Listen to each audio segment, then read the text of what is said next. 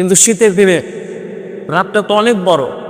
কেউ যদি 10টায় ঘুমায় যায়, 10টা, 11টা, 12টা, 1টা, 2টা, 3টা, 4টা, 5টা 40-এ না নামাজ। দেখেন কয়েক ঘন্টা, 7 ঘন্টা ঘুমায় একটা মানুষ, এরপরে ফজরের নামাজ পড়ে না। ও কি জবাব দিবে আল্লাহর কাছে? আল্লাহ বলে এত সুন্দর ঘুম তোমার ব্যবস্থা করলাম, ও যে আল্লাহ নাউমাকুম সুবাতা, আরামের ঘুমের ব্যবস্থা করলাম বান্দা। শীতের মধ্যে কম্বল মুড়ি দিয়ে তুমি ঘুমাও। আর এই 7টা ঘন্টা ঘুমানোর পরে কোন এমন জানোয়ার, কোন এমন নাফরমান আছে যে আল্লাহকে সিজদা না দিয়ে থাকতে পারে? স্বয়ং রব্বুল আলামিন বলেছেন ফাসতামিউ, মনোযোগ দিয়ে শোনো, ও আনসিতু, এবং চুপ থাকো। কেন বললেন? কারণ মনোযোগ দিয়ে যদি না শুনি তাহলে ভিতরে যাবে না। আর যদি চুপ থেকে না শুনি, পরিবেশটাকে যদি শান্ত না রাখি, তো কথাগুলো এক কান দিয়ে ঢুকবে আর এক কান দিয়ে বের হয়ে যাবে, দিলে বসবে না। এই জন্য দিলে বসানোর জন্য হলেও কথাগুলোকে একটু গুরুত্ব দেওয়া, শোনার জন্য চেষ্টা করবে। মানুষ পাইতে দেরি, হারাইতে দেরি হয় না। মনে রাখবেন, একটা কথা দিয়ে আলোচনা শুরু করলাম। মানুষ পাইতে দেরি, হারাইতে দেরি হয় না, মনে রাখবেন। যতক্ষণ মানুষ পায় না ততক্ষণ মানুষ হারায় না। যখন মানুষটা পেয়ে যায় তখন মানুষটা হারিয়েও যায়। যুবক যৌবন পাইতে দেরি, হারাইতে দেরি হয় না। যৌবন যখন পেয়ে যায় আল্লাহকে ভুলতে দেরি করে না, আল্লাহকে হারিয়ে যায়। মানুষের সুস্থতা যখন আল্লাহ দিয়া দেন, তো মানুষ অসুস্থতা থেকে যখন সুস্থতা পায়, মানুষ আল্লাহকে ভুলতে দেরি করে না, হারাইতে দেরি করে না। আমরা প্রত্যেকটা মানুষই হারিয়ে যাই, ছোট হোক বড় হোক, শিক্ষক হোক ছাত্র হোক, বৃদ্ধ হোক নারী হোক পুরুষ হোক, আমরা যারাই মানুষ, মানুষ বলতে আমরা যারা দাবি করি, নিজেদেরকে মানুষ বলে যারা আমরা দাবি করি, আমরা প্রত্যেকটা মানুষই আমাদের প্রয়োজন মিটতে দেরি, আমরা হারাইতে দেরি করি না। আমাদের যখন প্রয়োজন হয় আমরা আল্লাহর কাছে চাই, তো যখন চাই, যতক্ষণ পর্যন্ত আল্লাহ দেন না ততক্ষণ চাইতে থাকি। একবার যদি আল্লাহ দিয়া দেন, আল্লাহকে বলতে দেরি করি। দেখেন, আল্লাহ রাব্বুল আলামিন আমাদেরকে অস্তিত্ব দিলেন। কিভাবে অস্তিত্ব দিলেন? আল্লাহ বলেন যে তোমাদেরকে তুলনা করার মতো কোনো বস্তু তোমরা ছিল না, যেটা দিয়ে তুলনা করা যায় যে তোমরা মানুষ। ওই জায়গা থেকে আমি আল্লাহ তোমাদেরকে অস্তিত্ব দান করেছি। মায়ের পেটের মধ্যে আমি আল্লাহ রাখছি। দুনিয়ার কোনো বিজ্ঞান, দুনিয়ার কোনো দার্শনিক, দুনিয়ার কোনো ডক্টর কেউ বলতে পারে না মায়ের পেটের মধ্যে সন্তান কি অবস্থায় আছে। আল্লাহ বলেন আমি ওই জায়গায় তোমাকে লালন পালন করছি, তোমাকে খাওয়ার ব্যবস্থা করে দিছি, পানির মধ্যে আমি আল্লাহ তোমাকে পালছি। ওই জায়গার থেকে আমি আল্লাহ 10 মাস 10 দিন রাখার পরে একটা নতুন জগৎ তোমাকে উপহার দিলাম। আল্লাহু আখরাজাকুম মিন বুতুনি উম্মাহাতিকুম লা তা'লামুনা শাইআ। আল্লাহ বলেন বান্দা, আমি তোমাকে মায়ের পেট থেকে আস্তে করে বের করে দিয়েছি, অথচ এই বিষয়ে তোমার কোনো ধারণাই নেই। লা তা'লামুনা শাইআ, এই বিষয়ে তুমি কিচ্ছু জানো না। আপনারা বলবেন যে এখন তো সিজারের মাধ্যমে বাচ্চা হয়, তো অনেক ময় মুরব্বী আছে, আগেকার যুগে সিজারের কোনো ব্যবস্থা ছিল নাকি? আগে নর্মাল ডেলিভারি হতো। তো আল্লাহ বলে আমি আল্লাহ আস্তে করে তোমাদেরকে বের করে দিয়েছি। আল্লাহর যদি দয়া না হয় কোনো বাচ্চা পেট থেকে বের হতে পারে না। কত মাই তো বাচ্চা দুনিয়াতে আনতে গিয়ে দুনিয়ার থেকে চলে গেল। কত মাই তো তীব্র যন্ত্রণা সহ্য করতে না পেরে দুনিয়ার থেকে চলে গেল। আল্লাহ বলে আমার দয়া ছাড়া এই দুনিয়াতে কেউ আসতে পারে না। আল্লাহ বলে আমি আমার কুদরত দিয়ে মানুষকে এই দুনিয়ার জমিনে আনি। আমরা দুনিয়ার জমিনে আসলাম, আল্লাহ আমাদেরকে আনলেন, আসার সাথে সাথে কান্না শুরু করে দিলাম। আল্লাহ বলে বান্দা কানতেছো, একটা কারণ আছে, তোমার দুধের দরকার, ক্ষুধা। তো আল্লাহ বলে মায়ের পেটের মধ্যে আমি আল্লাহ স্তনের মধ্যে দুধের ব্যবস্থা করে দিলাম। কেমন দুধ? যে বেশি গরমও না বেশি ঠান্ডাও না, বেশি মিঠাও না বেশি তিতাও না, মাঝামাঝি অবস্থায় একটা পিওর খাঁটি দুধ তোমার মায়ের স্তনের মধ্যে দিয়ে দিলাম। শুধু যে দুধটা দিয়া দিলেন এখানেই তো শেষ করতে পারতেন। আল্লাহ বলে না, তুমি যখন কান্নাকাটি করো তুমি দুধ টান দাও স্তন থেকে, তো আমি আল্লাহর উপর একটা সুন্দর ব্যবস্থা করে দিয়েছি। একটা মায়ের স্তনের মধ্যে 32টা ছিদ্রের ব্যবস্থা আমি আল্লাহ করে দিয়েছি। তো প্রশ্ন করলাম, আল্লাহ 32টা কেন দিলেন? একটা দিলেই তো পারতেন। তো বলে আমার বান্দা কষ্ট হবে, দুধটা যখন টান দিবে আমার বান্দার পুরা মুখটা ভরে যাবে, বান্দার অনেক কষ্ট হবে, গলায় আটকে যাবে। এই কারণে আমি আল্লাহ 32টা ছিদ্র দিয়েছি। এক একটা ছিদ্র দিয়ে আমি আল্লাহ ক্ষুদ্র ক্ষুদ্রভাবে দুধকে বান্দার মুখের মধ্যে পৌঁছায় দেব। বান্দার এতে কষ্টও হবে না, বান্দা আরামে দুধ খাবে আর কান্না থেমে শুয়ে পড়বে। আল্লাহ বলে, বান্দা আমি আল্লাহ এই ব্যবস্থা তোমার জন্য করেছি। আমরা কেউ মনে রাখতে পারি নাই আল্লাহ আমাদের কতটুকু দিল, কি দিল, কেউ মনে রাখি নাই। আমরা কবেই ভুলে গেছি। এখন প্রশ্ন করবেন আমরা আল্লাহকে কিভাবে বলছি? তো আমি আবার আপনাদেরকে প্রশ্ন করি, আল্লাহকে যদি মনেই রাখতেন তো আল্লাহ কেন দুনিয়াতে পাঠাইলো? এই উদ্দেশ্যটা তো জানেন না। অনেক উদ্দেশ্য জানেন কিন্তু মানেন তো না। আমরা তো মনে করি অনর্থক আমরা, না?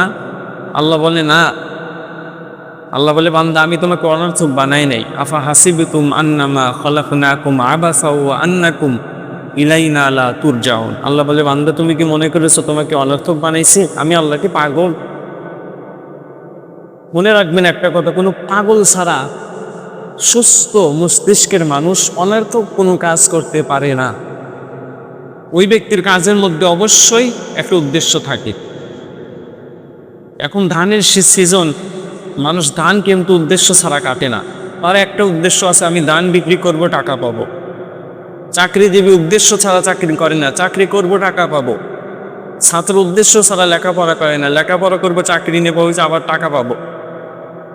এই প্রত্যেকটা মানুষের একটা উদ্দেশ্য থাকে। আল্লাহ বলে তোমাকে বানাইছি উদ্দেশ্য একটাই, ওমা খালাকতুল জিন্না ওয়াল ইনসা ইল্লা লিয়াবুদুন। আমি আল্লাহ রাব্বুল আলামিন তোমাকে এবং জিন জাতিকে আমি আল্লাহ আমার ইবাদতের জন্যই বানাইছি, অন্য কোনো উদ্দেশ্যে বানাইনি। আবার ভাইবো না যে তোমাকে আমি আল্লাহ বানাইছি বিধায় তোমাকে আমি আল্লাহ একেবারে ছাড় দিয়ে দিছি, আর আমার কাছে আসবা না। আল্লাহ বলে না, সুম্মা ইলাইনা লা তুরজাউন। একদিন যখন সময় হবে আমি আল্লাহ আস্তে করে ডাক দেব, তুমি আস্তে করে আমার কাছেই চলে আসবে। এই কথা আমরা কেউ মনে রাখি না। আমরা সবাই পাগলের মতো ছুটতেছি দুনিয়াতে। এজন্যই আল্লাহ বলছেন অতারন নাসা সুকারা, মানুষ মাতাল, মাতালের মতো মানুষ ছোটে, কোনো ঠিক ঠিকানা নাই, কোনো চিন্তা ভাবনা নাই। আমার আল্লাহ আছে না আখিরাত আছে, আমাকে একদিন যাইতে হবে, কোনো চিন্তা নাই, টেনশন নাই। কত মানুষকে দেখলেই আমার দিল ছিঁড়ে কান্না চলে আসে, কিছু মানুষকে দেখলেই, যেদের বুঝে আখিরাত নাই, কোনো চিন্তা নাই, টেনশন নাই। এদেরকে নামাজের কথা বলি, আল্লাহর কথা বলি, এদের কোনো কর্ণপাত হয় না। অনেক মানুষকে দেখলে আমার কেমন যেন কষ্ট লাগে। তারা বলে আমি নামাজ পড়তে পারি না, আমার পায়ে সমস্যা, হাঁটতে পারি না।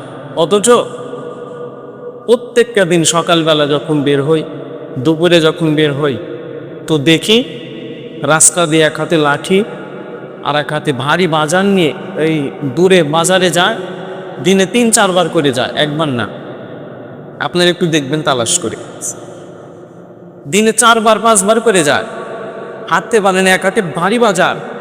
দেখি কেমনে যেন ধরছে, শক্ত করে ধরলে তো বোঝা যায়, তো শক্ত করে ধরছে, আর এক হাতে লাঠি, বাজারে যাচ্ছে, দিনে 3 বার 4 বার কি আছে।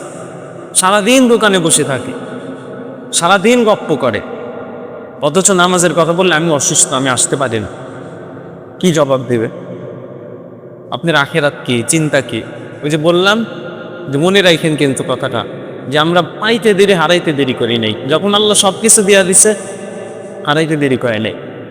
হাঁটতে পারতো না, চলতে পারতো না, কথাই বলতে পারতো না, কিছু খাইতে পারতো না। জিজ্ঞেস করলাম যে কিছু খাইতে পারেন কি না, বলে না, কিচ্ছু খাইতে পারি না। দুধ খাইতে পারেন? না, পারি না। লোকটা এখন সুস্থ, খাইতে পারে, চলতে পারে, ফিরতে পারে, এখনো মালিককে চিনল না। আল্লাহ কোথার থেকে কোথায় নিয়ে আসলো, এখনো চিনল না। শুধু ওই লোকটা না, আমরা সবাই এরকম। আমরা পাইতে দেরি হারাইতে দেরি করি নাই। যুবক যৌবন পাইতে দেরি হারাইতে দেরি করে নাই। নারী নারীত্ব পাইতে দেরি হারাইতে দেরি করে নাই। ধনী টাকা পয়সা পাইতে দেরি, আল্লাহকে বলতে দেরি করে না। কেমন যেন আমরা আখিরাত ভুলে গেছি, আল্লাহ ভুলে গেছি, নবী ভুলে গেছি, আমাদের কিচ্ছু বোধহয় নাই। অথচ আল্লাহ বলছেন না, আমার কাছে আসতে হবে। যখন ডাক দেব দুনিয়ার কোনো বাধা কিন্তু আমি মানব না। কত নজির আমাদের সামনে দিয়ে যায়। 2 সপ্তাহ আগেই তো আমার মহল্লার একজন মারা গেল। লোকটা অনুষ্ঠানে গিয়েছিল, শুনেছিলাম নাকি ওই যে কাপড়ের খোঁজ খবর নিতে গিয়েছিল, কাপড় দিতে গিয়েছিল, ভালো মানুষ, মাথায় বলে কাপড় নিয়ে গেছে।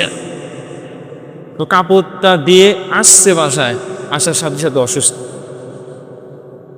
কয়েক ঘন্টার ব্যবধানে মরল, 20 থেকে 25 মিনিটের ব্যবধানে মারা গেল। আমরা কেউ ভাবছিলাম যে মারা যাবে, আল্লাহ কিভাবে নিল। আমরা আশ্চর্য হয়ে যাই, তাই না? এই মানুষটা সকালে ছিল, বিকালে নাই, বিকালে ছিল, সন্ধ্যায় নাই। অথচ আল্লাহ রসুল বলেছেন এটা আশ্চর্য না। আশ্চর্য তুমি আমার সামনে দিয়ে হেঁটে যাচ্ছ, তুমি যে এখনো বেঁচে আছো, এটা আশ্চর্য। মানুষ মারা যায়, এটা আশ্চর্য না। আমরা উল্টা বানিয়ে ফেলছি। আমাদেরকে একদিন যাইতে হবে। বলেন আপনার সামনে দিয়ে কতগুলো লাশ গেলে আপনি সংশোধন হবে? আপনার সামনে গিয়ে কতগুলো লাশ গেলে, কত মুরব্বী, কত যুবক, কত শিশু, কত নারী, কত পুরুষের লাশ গেলে আপনি সংশোধন হবেন, আপনি পিছে দাঁড়াবেন, আপনি আল্লাহকে চিনবেন, রবকে চিনবেন? বলেন আর কত মানুষ যাবে আপনার সামনে দিয়ে? আপনি তো একদিন চলে যাবেন। মাঝে মাঝে মসজিদের খাটটার দিকে তাকালে কেমন যেন খারাপ লাগে, বুকটা দরবর করে ওঠে যে খাটটা অনেক দিন ধরে ধুলা পড়া, অনেক দিন ধরে নোংরা। না জানি কখন আল্লাহ কাকে ডাক দেয়, খাটটা আবার ধুয়ে কাকে যেন উঠায় নিয়ে যায়, চলে যায়। মাঝে মাঝে আমি খাটটা ধরি আর চিন্তা করি, আর জানি ডাক চলে আসে, কে যেন হঠাৎ করে চলে যায়। এই যে এত মানুষ চলে গেল, এরপরে তো আমাদের শিক্ষা হয় না, বুঝ হয় না। এক ওয়াক্ত নামাজও তো আমরা পড়ি না। অনেক মানুষ 365 দিনে একদিনও ফজরের নামাজ পড়ে না। এটা মুসলমান তো হতে পারে না, এটা জানোয়ার। যে ব্যক্তি ফজরের নামাজ পড়ে না, মুসলমান হয় কেমনি? নামাজ জানলেই ও তো জানোয়ার, ও তো মুসলমান থাকতে পারে না। ও ঠিক ঘুরতেছে, ফিরতেছে, সকল কিছু করতেছে, আল্লাহকে সময় দেওয়ার মতো সময় তার হাতে নাই। ওর সময় ওর বাপ পায়, মা পায়, ভাই পায়, বোন পায়, শিক্ষক পায়, ছাত্র পায়, গানের আড্ডা পায়, চাষকাল পায়, দোকান ঘাট পায়। ওর সময় ওর মোবাইল পায়, অথচ আল্লাহ ওর সময়টা পায় না। ফজরের নামাজ পড়তে আসে না, কি আজীব। আল্লাহ বলে বান্দা আমি 5 ঘন্টা তোমার ঘুমের ব্যবস্থা করলাম। আমি গরমের কথা বলতেছি, গরমে 5 ঘন্টা 4 ঘন্টা এরকম ঘুম হয়, কিন্তু শীতের দিনে রাতটা তো অনেক বড়।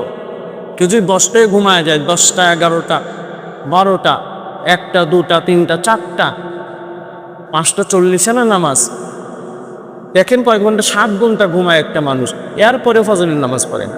ও কি জবাব দেবে আল্লাহর কাছে? আল্লাহ বলে এত সুন্দর ঘুম তোমার ব্যবস্থা করলাম, ও যে আল্লাহ নাউমাকুম সুবাতা, আরামের ঘুমের ব্যবস্থা করলাম বান্দা। শীতের মধ্যে কম্বল মুড়ি দিয়ে তুমি ঘুমাও। আর এই 7টা ঘন্টা ঘুমানোর পরে কোন এমন জানোয়ার, কোন এমন নাফরমান আছে যে আল্লাহকে সেজদা না দিয়ে থাকতে পারে? আল্লাহ তো বেশি কিছু চায় না, শুধু একটা সেজদাই তো, অল্প সময়ের ব্যবধান। ফজরের নামাজ পড়তে কত টাইম লাগে? 20 মিনিট। জোহরের নামাজ পড়তে কত টাইম লাগে? 20 মিনিট। 20 মিনিট করেই ধরেন না। আল্লাহ বলছেন ওমা খালাকতুল জিন্না ওয়াল ইনসা ইল্লা লিয়াবুদুন, আমি তোমাকে এবং জিনকে বানাইছি আমার ইবাদতের জন্য। আল্লাহ তো পুরো সময়টা চায় নাই, 24 ঘন্টা তো আল্লাহ চায় নাই। আল্লাহ বলে বান্দা অল্প কিছু সময় আমার ইবাদত কর, অল্প কিছু সময় আমাকে ডাক দাও। এটাও তো আমরা দিই না।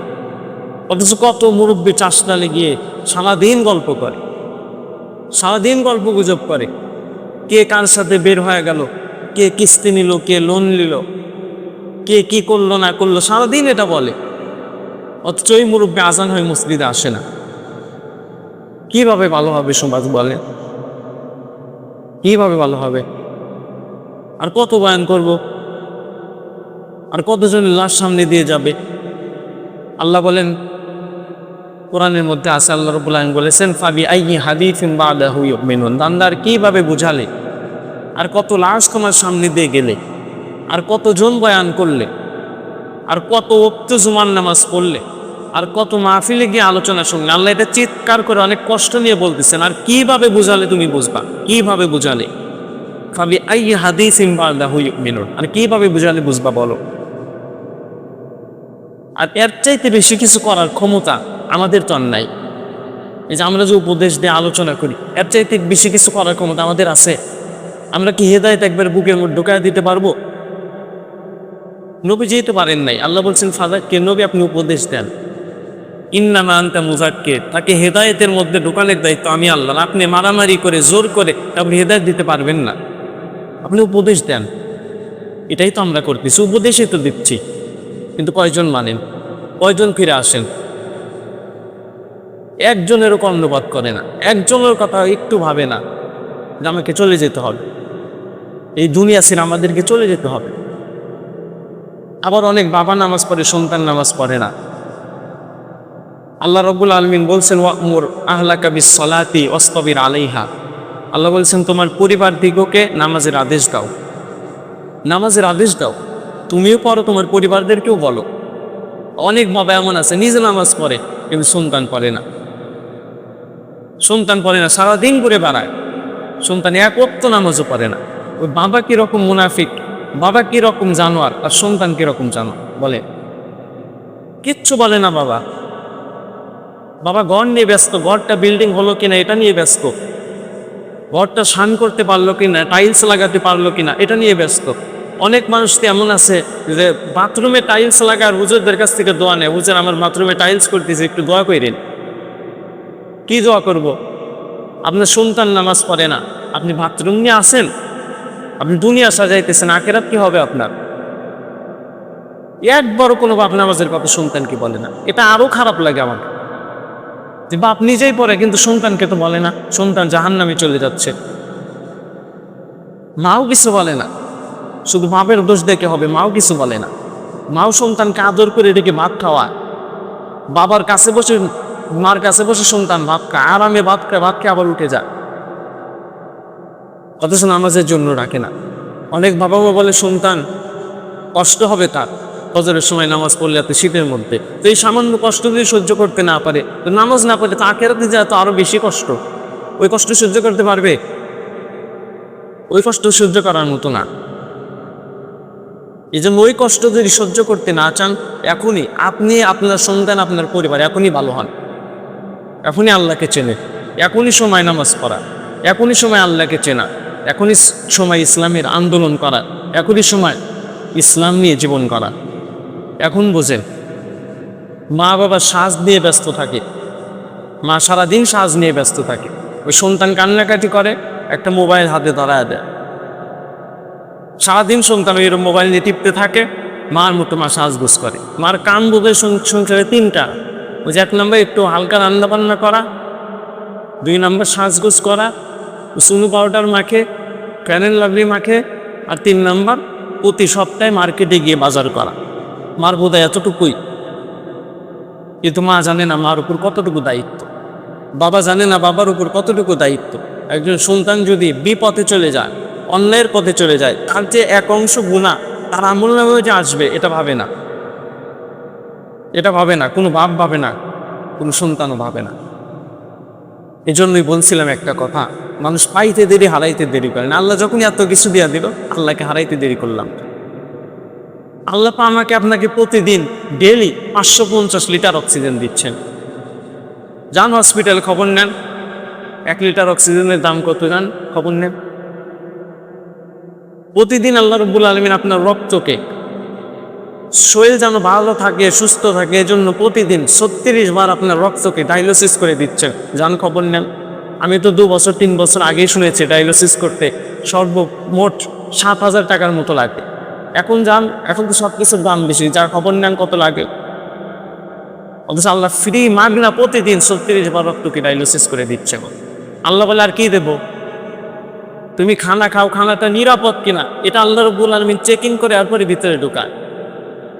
তুমি বাজারে যা খাবার কিনে আনো, খাবারটা ভালো কি মন্দ এটা আল্লাহ প্রথমে চেক করে এরপরে ভিতরে ঢুকায়। খেয়াল করেন, যখন খাবার সামনে আসে সর্বপ্রথম চোখ দিয়ে বান্দা দেখে খাবারটা কীরকম, খাবারের কালারটা কীরকম। যখন খাবারের কালারটা ঠিক থাকে তো খাবারটা হাতে নেয়, হাতে নেওয়ার পরে মুখে নেবে ওই সময় নাক সাক্ষী দেয় খাবারটা ভালো কিনা। যদি খাবারটা গন্ধযুক্ত হয় তাহলে নাক আগেই সিগন্যাল দেয় খাবার খাওয়া যাবে না, নষ্ট খাবার। এরপরে কি করে, নাক যখন চেক দেওয়া দিল খাবারটা ভালো, তো যখন মুখে দিবে, মুখে দেওয়ার সাথে সাথে জিহ্বা আবার বলে দেয় যে খাবারের টেস্টটা ঠিক আছে কিনা, এই খাবার খাইলে তুমি অসুস্থ হবে কিনা, জিহ্বা অটোমেটিক বলে দেয়। যখন জিহ্বা বলে দিল, এরপরে খাবারটা আপনি চিবাতে শুরু করেন, চিবাইতে চিবাইতে চিবাইতে চিবাইতে কিচ্ছু নাই, হঠাৎ করে এই যে চালের মধ্যে একটা পাথর ছিল ওটা আল্লাহ রাব্বুল আলামিন বের করে, সুবহানাল্লাহ বলতে ইচ্ছা করে না। ওই পাথরটা আল্লাহ বের করে দেয় না, বের করে দেয় না? আপনি বোঝেন না কোনো সময়? অনেক সময় চিবাইতে চিবাইতে পাথর বের হয়। আল্লাহ বলে বান্দা ওই সূক্ষ্ম পাথর আমি আল্লাহ বের করে দিই। এরপরেও খাবারও ঠিক আছে, পাথর নাই। সর্বশেষ আল্লাহ রাব্বুল আলামিন আরেকটা চেকিং করে, দেখবেন সব কিছু কমপ্লিট। যখন ওই খাবারটা আপনি গিলবেন, ভিতরে যখন নিবেন, ওই সময় দেখবেন একটা চুলও যদি খাবারের সাথে গিয়ে থাকে ওটাও আল্লাহ রাব্বুল আলামিন বের করে দেয়। একটা চুল কি ভিতরে যেতে পারে? একটা ছোট্ট চুল, এটাও আল্লাহ রাব্বুল আলামিন বের করে দেয়।